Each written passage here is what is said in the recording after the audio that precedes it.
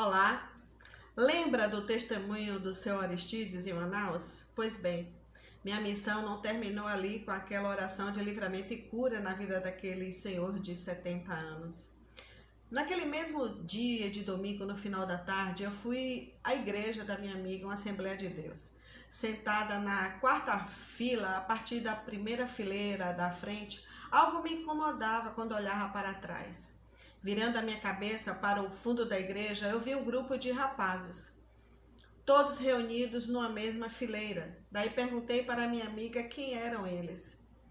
Ela me questionou o porquê de eu fazer aquela pergunta, então eu respondi: olha, aquele rapaz de camisa polo azul tem uma marca no braço esquerdo, uma espécie de tatuagem. São 3 riscos.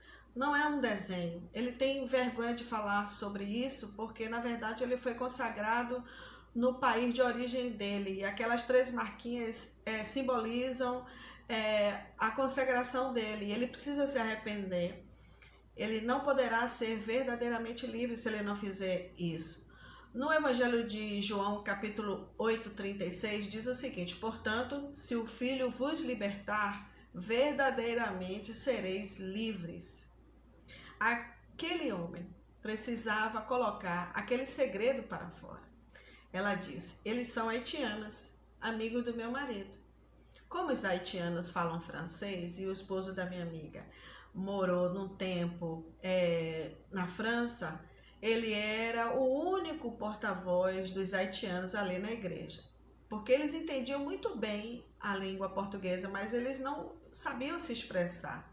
No final do culto, nós chamamos o pastor e o esposo dela e perguntamos ao Denis, o haitiano, se ele havia sido consagrado e qual era a marca que ele tinha no corpo, no braço, né? Ele disse que não tinha nenhuma marca no braço esquerdo e que não precisava se arrepender de nada, não fez consagração nenhuma. Foi uma situação constrangedora, eu não sabia enfiar minha cara, né? Em seguida, eu mesmo assim senti uma paz no coração, porque eu tinha plena consciência de que Jesus não ia deixar eu ficar daquele jeito e que as pessoas não iam ficar pensando que eu era uma falsa profeta. Então fomos para casa em silêncio, mas em casa eu quebrei o silêncio dizendo: não se preocupe, a verdade vai aparecer. Deus me disse que eu não voltaria para São Paulo envergonhada, que Ele honraria tudo o que eu disse. Eles disseram amém, nós cremos. Naquela mesma noite, Denis ligou aflito para o pastor.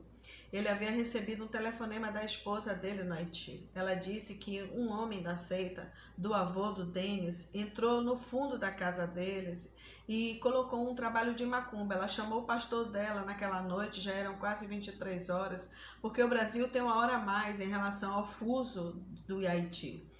E o pastor dela havia revelado que Deus mandou uma pessoa até Denis no Brasil para que ele confessasse. Essa pessoa era eu, com certeza.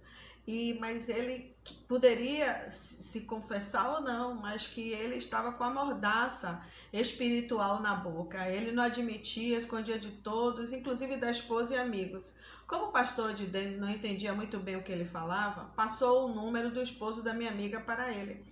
Denis ligou e, em francês, ambos conversaram. Na ligação, Denis disse que o tataravô dele consagrou o bisavô consagrou o avô. E como o avô não teve filhos, mas somente uma filha, que era mãe do próprio Denis, ela precisava consagrá-lo desde criancinha.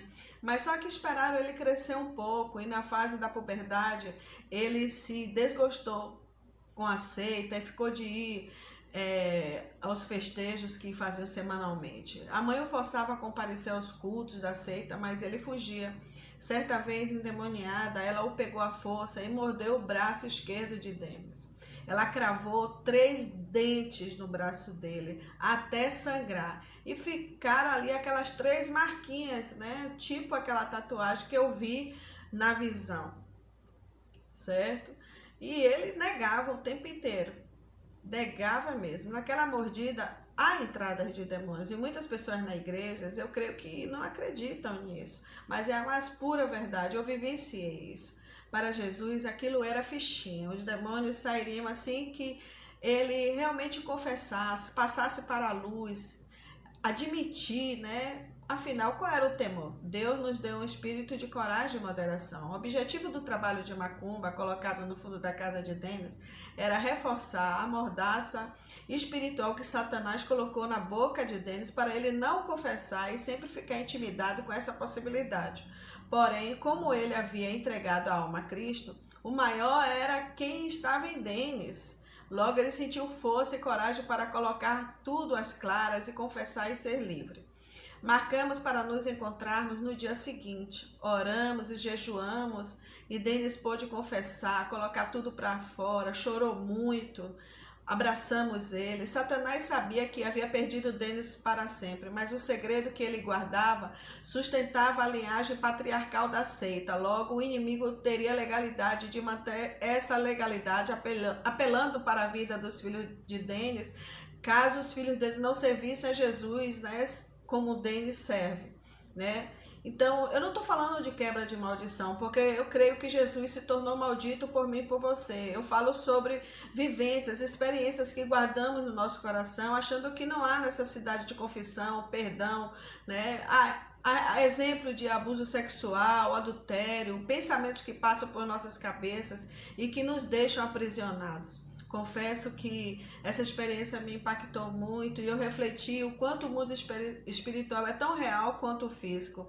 Denis se livrou de tudo aquilo, seu semblante era todo completamente diferente, um brilho no olhar, e nós fomos para casa, né, numa sensação de missão cumprida, e muito nos alegrou esse acontecimento, mas o que mais nos alegrou foi que a gente tinha certeza que os nossos nomes estavam rolados no céu, ou seja, na lista, na carta de Deus.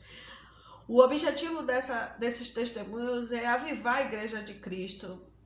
O Espírito Santo tem me incomodado muito para que eu conte esses testemunhos, porque Jesus está próximo de vir, de voltar para levar a igreja dele imaculada e santa. E essas são histórias de vida, histórias de amor, um conjunto de testemunho que eu estou colocando neste canal YouTube. Eu me deixo curar, Arlete Pinheiro Gomes. Entre lá, faça parte, se inscreva, assine lá, toque o sininho, dá um like e em nome de Jesus seja edificado, compartilhe e aguarde a próxima semana mais um testemunho impactante. Um grande beijo, fica com Deus.